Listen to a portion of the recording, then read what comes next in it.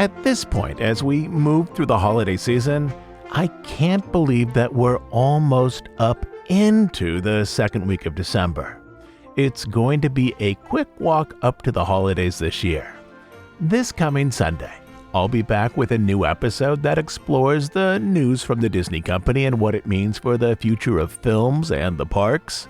But today, I'd like to take all of us back to 1955 to Disneyland's first Christmas.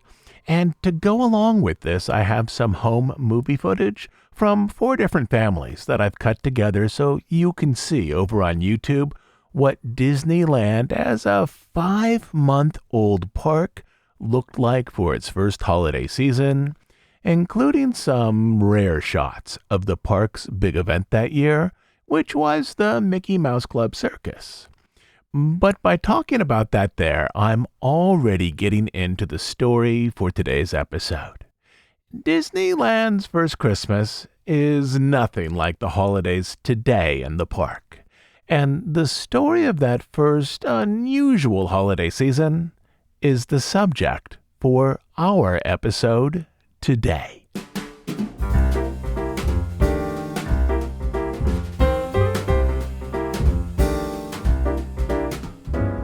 In its first year, the Christmas festivities at Disneyland featured carolers on Main Street. School and church choirs sang at the bandstand located just off the hub, renamed for the season as the Christmas Bowl. Local school bands marched down Main Street playing holiday tunes. The park added decorations, but the decorations were sparse by today's standards. Green wreaths and bows were added to the front of the castle. A freshly cut evergreen was placed in the center of the hub. Artificial white trees rose up around the bandstand. Garland was draped across the Frontierland entrance sign. Natural wreaths were hung on many doors on Main Street. Light strings were nailed up in select areas of the park, and according to one local paper, a, quote, sparkling Christmas tree was placed aboard the sternwheeler Mark Twain. Though to be honest, I've never seen a photo of this particular Christmas tree. But the big Christmas story for Disneyland's first year didn't involve traditional seasonal celebrations, rather a winter spectacular. A spectacular failure, that is.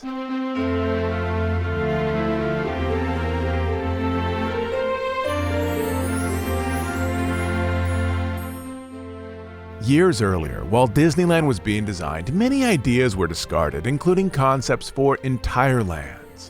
One idea that went away was a holiday-themed area that could be decorated each season to celebrate Christmas, then Easter, then the 4th of July. This area would have been located at the back of the park, roughly where the Matterhorn now stands. Another idea that never made it into the final plans was an area called Circus Land. As a boy, Walt loved the circus. In the studio's early years, the circus showed up in many animated shorts, as well as the film Dumbo. So when Walt went to dreaming up lands for his park, he toyed with the idea of theming one around a traditional American traveling circus. In its original incarnation, Circus Land existed as a single offshoot from the park's central hub, a lane filled with sideshow performers as well as a permanent big top. On one early planning map, this area would have been located as a cul-de-sac between Frontierland and Adventureland, so park guests could have wandered down a turn-of-the-century Main Street and then continued onto the side yard where another turn-of-the-century wonder awaited them, as though a touring circus had recently set itself up in an empty field. But this idea, too, faded as Walt's dreams evolved into a more workable reality.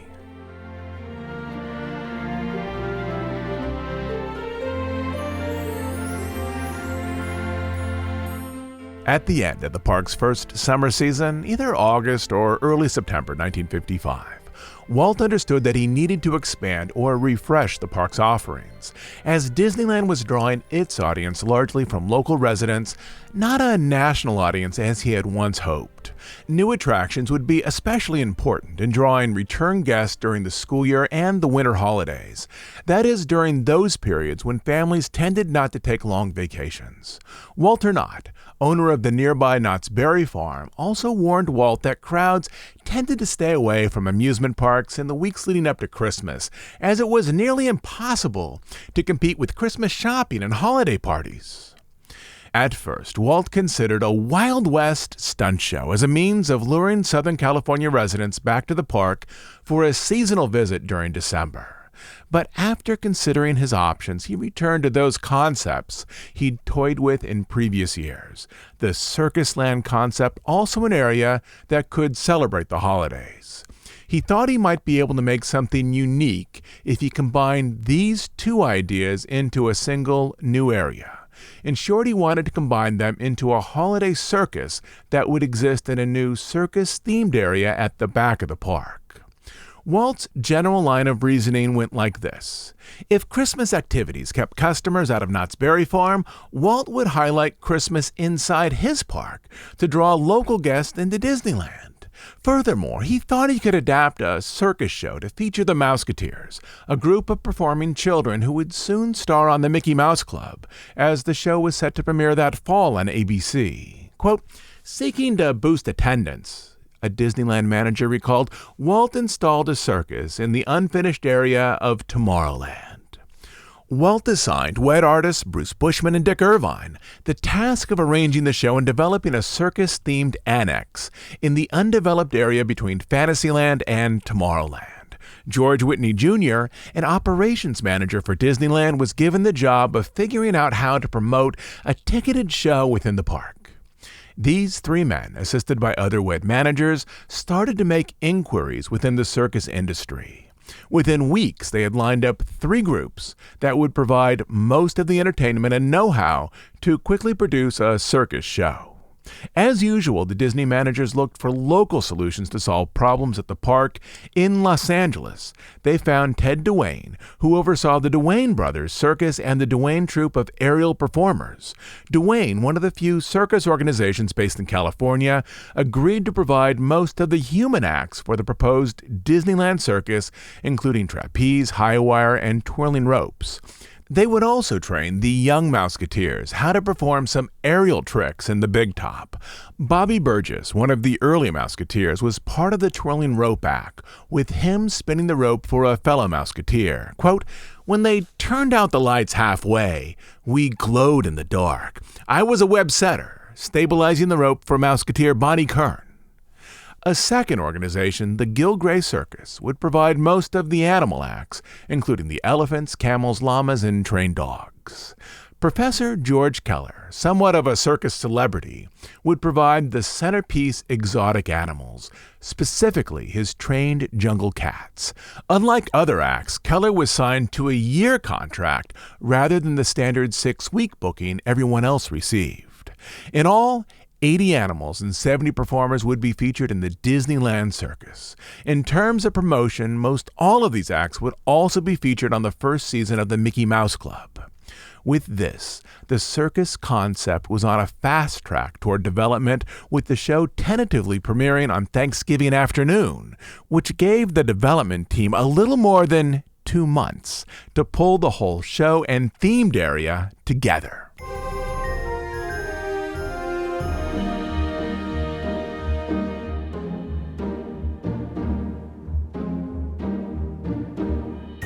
The problems came when Walt approached C.V. Wood, the first general manager of Disneyland, with his holiday circus idea.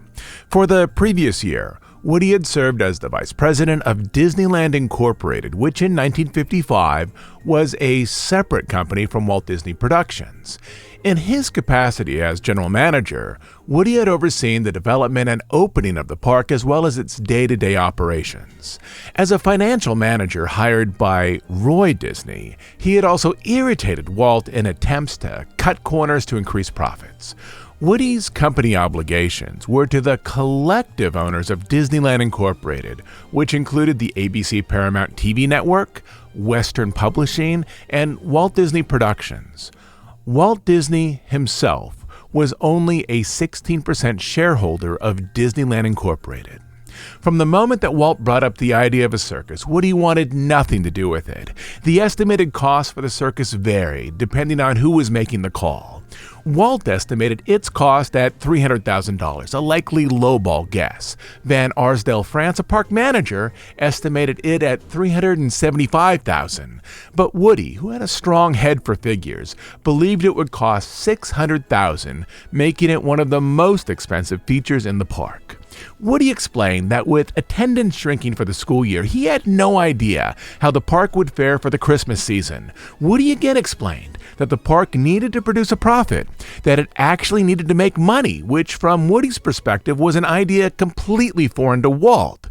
The argument as far as Woody was concerned wasn't about the circus. It was about something larger than that, what the American people wanted and what they would pay for. It was also about running Disneyland as an actual business. "No, Walt," Woody finally said, "there ain't no way. We don't need no $600,000 effing circus right now, period." Walt, infuriated, narrowed his eyes but eventually walked away. Later that day, Woody picked up his phone and talked to Roy, hoping that Walt's brother would fix the situation. Woody explained that the park still owed money to various suppliers. They were barely meeting payroll. On weekdays, the park was so empty, it was easier to find an employee than a guest. And then there was the marketing pitch for Disneyland. Guests can see a circus any old time. Out here, they expect unique rides. Jesus Christ, Roy, if you tell me to do it, I guess I don't have any choice, Woody said. But I gotta tell you, don't ever ask me to lie to the banks, because if they ask me if I think it's a wise thing to do, I'm gonna tell them no. And then Woody heard a tone of understanding in Roy's voice, a tone he had heard many times before. The conversation ended with Roy agreeing that Woody, as general manager, shouldn't allow the park to be dragged into this circus enterprise if he felt that it would fail. Woody was, after all, responsible for the fiscal health of the park. That same week, Walt explained to his brother that the two big top tents with a purchase price of $48,000 might also be used in a live-action circus movie called Toby Tyler that he wanted to make. Likewise, those circus wagons with a yet unknown purchase price that he wanted to buy could be used as well. The circus at Disneyland was a way to utilize and monetize film props, Walt explained, as well as a way to increase the popularity of the Mouseketeers and the Mickey Mouse Club, a series that by Thanksgiving would have been on TV for only 7 weeks. Roy now found himself stuck in the middle. The resulting compromise speaks largely to how much power Woody had amassed within the company. The compromise was arranged as follows. Disneyland Incorporated, under the guidance of C.V. Wood, would not absorb the cost of the circus. Rather, Disneyland Incorporated would lease a large part of unused land at the back of the park to Walt Disney Productions for $1. Walt Disney Productions would then develop the circus, hire the performers, purchase the tents, and restore the circus wagons using funds from the studio's budget, with all money derived from the circus going back to the studio's coffers. In other words, Woody made Walt lease back an area inside of Disneyland to create the circus. With this arrangement in place, a rather upset Walt Disney continued to produce his holiday show. He placed an order for a new heart-shaped show tent at the cost of $30,000, as well as a sideshow tent at a cost of $18,000. He also bought over a dozen antique ornate circus wagons. 9 came from a local amusement park, the rest from an owner in Venice, California. Though many of the wagons were in poor repair, they were beautiful examples of the old circus parades that used to move from town to town in the late 1800s and early 1900s. Among them was a swan bandwagon, large enough to carry a 20-piece band and 2 drivers. Also various whisker wagons, which were enormous zoo cages on wheels, usually enclosed by beautiful statuine woodwork. 8 of the wagons, assuming they could be fully restored, would be included in a circus parade.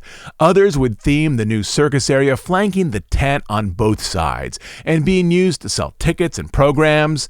In addition to the wagons, Walt's team was able to locate and purchase a centerpiece attraction for the parade. A 1907 Calliope designed to produce circus music.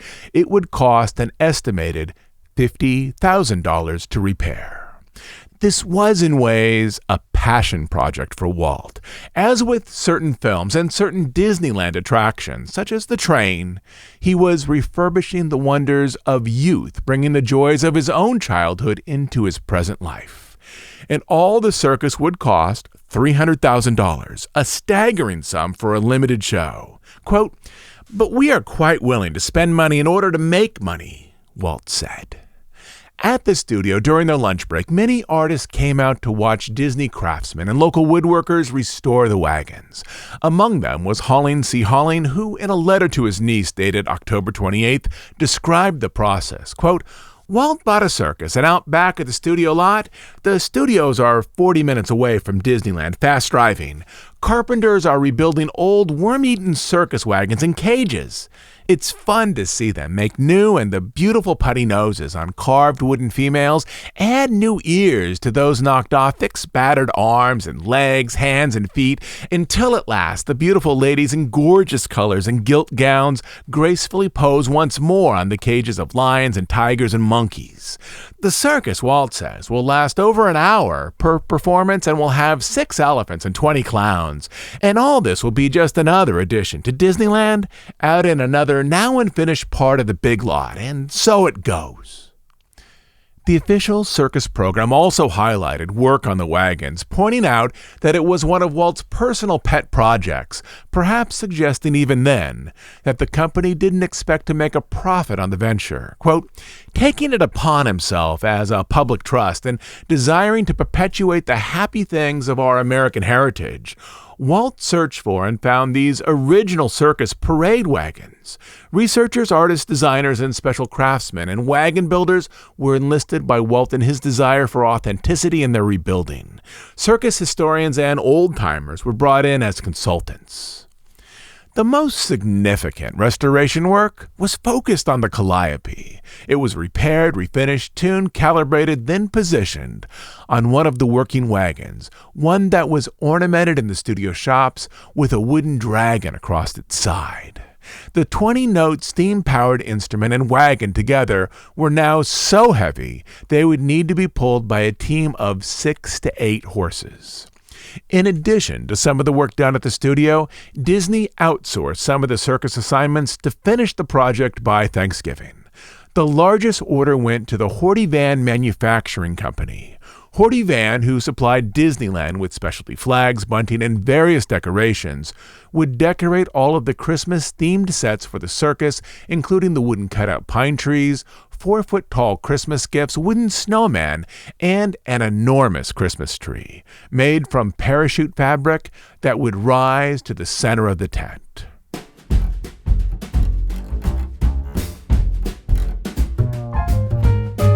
The holiday program was officially called the Christmas Festival at Disneyland, which would run from Thanksgiving all the way through to January 8th.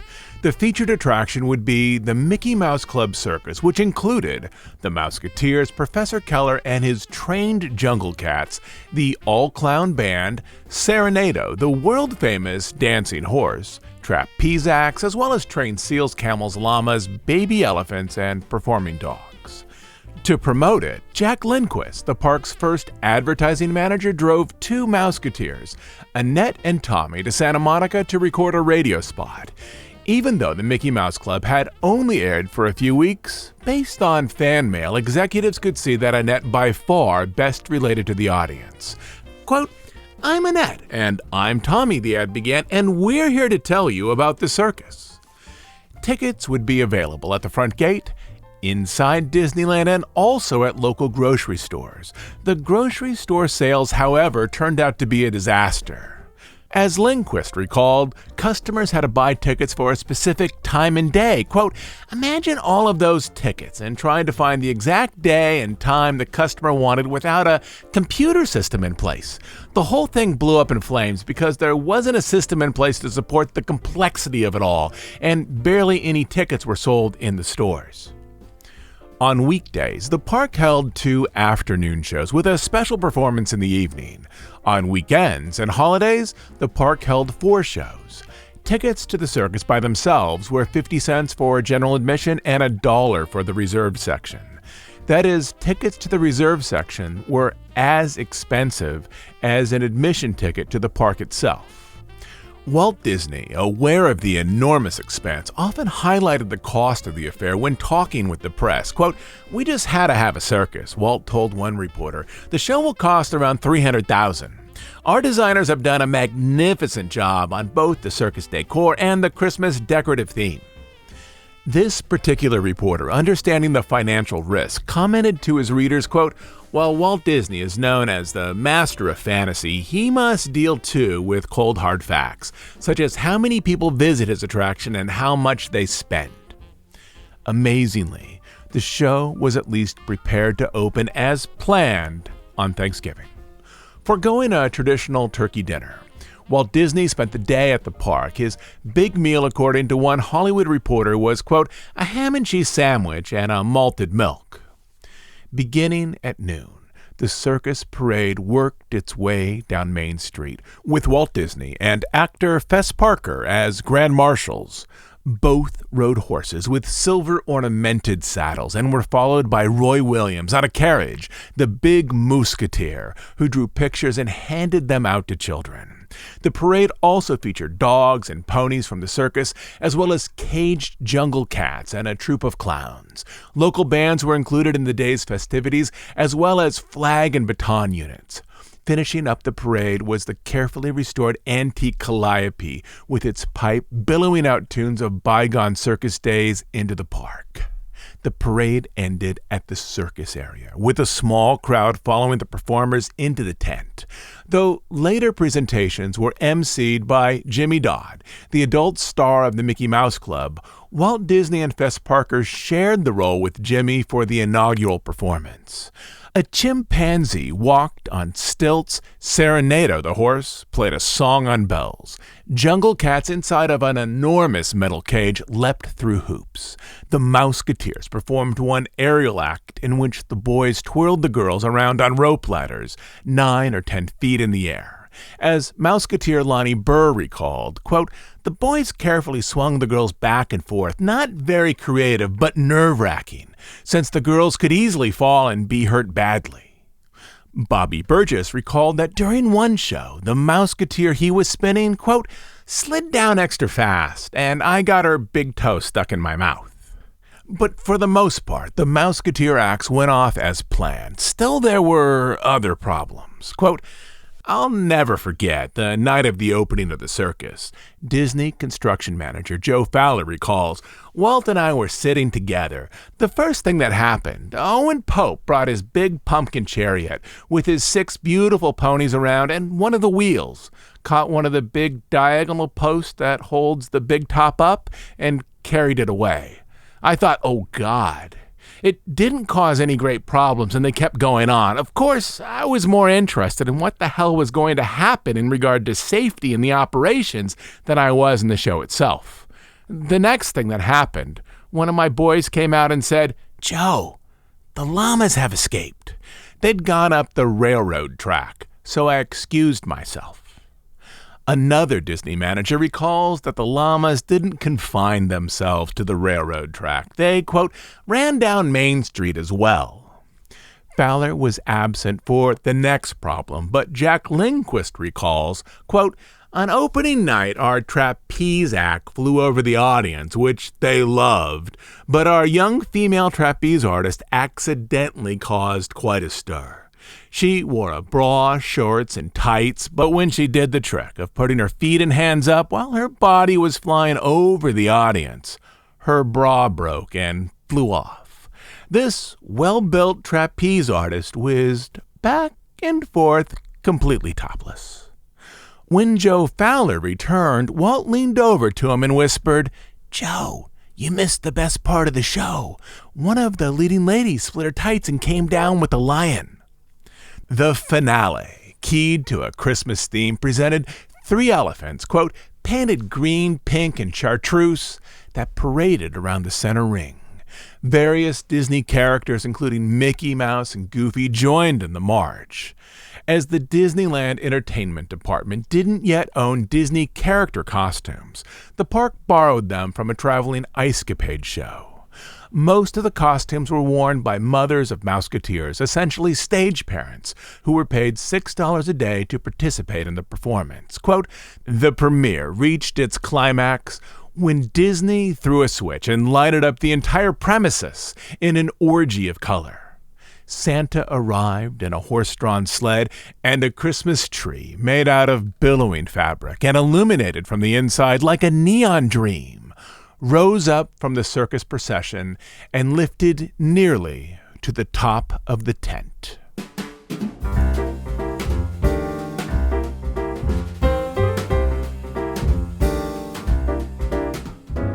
But the biggest problem was not the one that happened with the animals or the performers. It was the one that happened in the bleachers, designed to hold a crowd of 2,500 people. They were half empty and remained so for the rest of the weekend.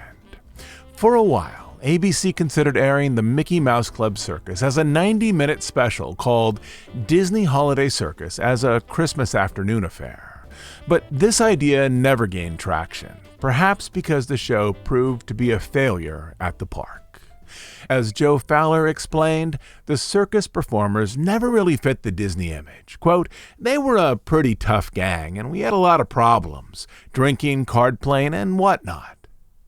In the days following the opening, the tent never filled to capacity. To overcome this problem, Walt moved a large sign to advertise the circus out to the parking lot, allowing guests to buy tickets for the show even before they bought admission to the park. Walt arranged for a special Disneyland circus package. For $3, an adult would receive admission to the park, admission to the circus, and tickets for 8 rides. Nonetheless, the tent bleachers were mostly empty. One afternoon, by the big top, C.V. Wood told Walt that the circus might make money if it were shorter, maybe 45 minutes, as most guests don't want to take 90 minutes out of their visit to Disneyland to see a show. Walt, who never liked Woody, erupted with anger. "God damn you," he said. "This is my circus, and get out of here." Walt stepped up to the edge of the circus grounds, where a red banner advertised the big top. He pointed to the pavement, an invisible line that separated the rented circus property from the rest of Disneyland. "Get out," he growled, then waited for Woody to leave. Years later, Woody would admit that was the, quote, "biggest fight we ever had." But back then, he simply walked away in frustration. For a while, Disneyland attempted to increase holiday attendance through contests and regional events. On Monday, December 19th, they sent some Autopia cars to Pasadena for a publicity event. Quote, "The famous kid-size autos will be brought to Pasadena through special arrangements made by Mutual Savings and Loan Association of Pasadena," one press release advertised.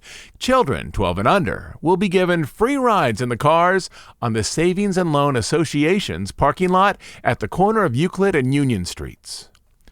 Along with the cars, the Disneyland Spaceman, K-7 in his flight gear, and Little Sky from the Native American village would be on hand to meet the crowd. Some stores arranged raffles and giveaways for tickets as well to promote the park. But by Christmas week, everyone at Disneyland knew the circus was a failure. They also knew it had been Walt's idea, stemming from his childhood love of circuses. In part, Disney manager Van France put it down to practical matters.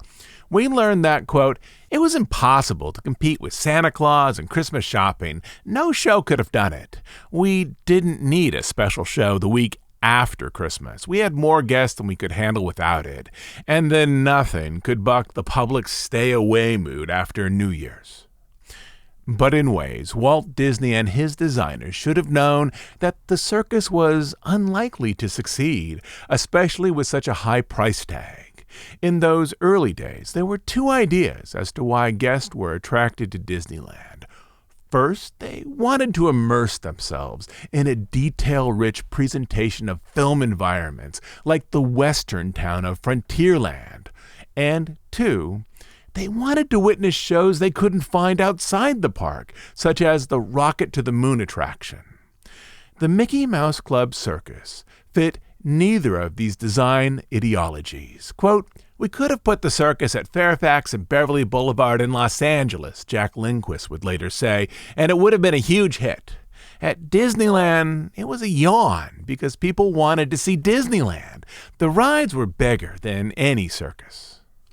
The circus closed up for the most part in early January, except for Professor Keller and his Jungle Cats, whom Disney had signed to a year-long contract. Quote, "We didn't know what to do with Professor Keller," Jack Lindquist said. "We tried to negotiate a buyout, but he said, 'Nah, I like it here.'"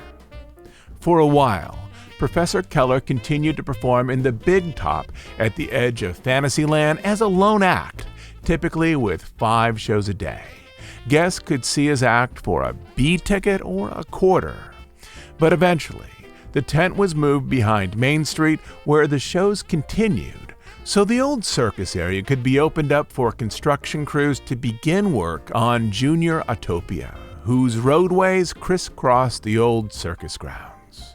Quote, "So for a year," Lindquist added, "we had good old Professor Keller and his lions."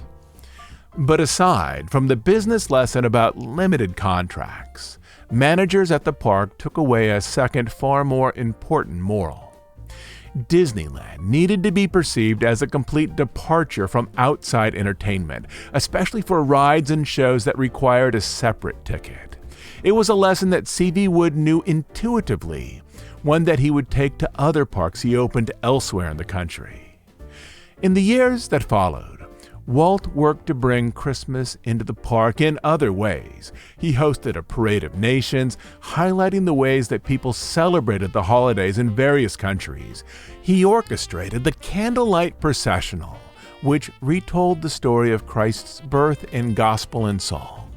He also expanded the decorations used at the park, replacing those early efforts with an enormous live tree trucked in and positioned in Town Square. 3 years later, he returned to the idea of the Wild West Stunt Show. That idea would become the Zorro Stunt Spectacular, staged as a Western-style sword and gun battle in Frontierland, both on the roofs and balconies of the Western Outpost and the upper decks of the Mark Twain as well. But the lesson of that first Christmas was clear. This later show required no additional ticket aside from park admission. Like the Mickey Mouse Club Circus, the Zorro show featured TV celebrities, but it was relatively short and free for all in the park to enjoy. I'll be back on Sunday with a brand new episode, but if you would like to see the circus and what those circus wagons looked like as they moved through Disneyland in 1955, as I mentioned at the start of this episode, I've recently put together a video that contains never-before-seen footage of Disneyland's first Christmas, from the decorations on Main Street, the castle and the entrance to Frontierland, to the circus parade and the clowns that greeted guests in the park, to the tent city at the back of Disneyland, and even clips of the circus itself. The link to that video is down in our show notes.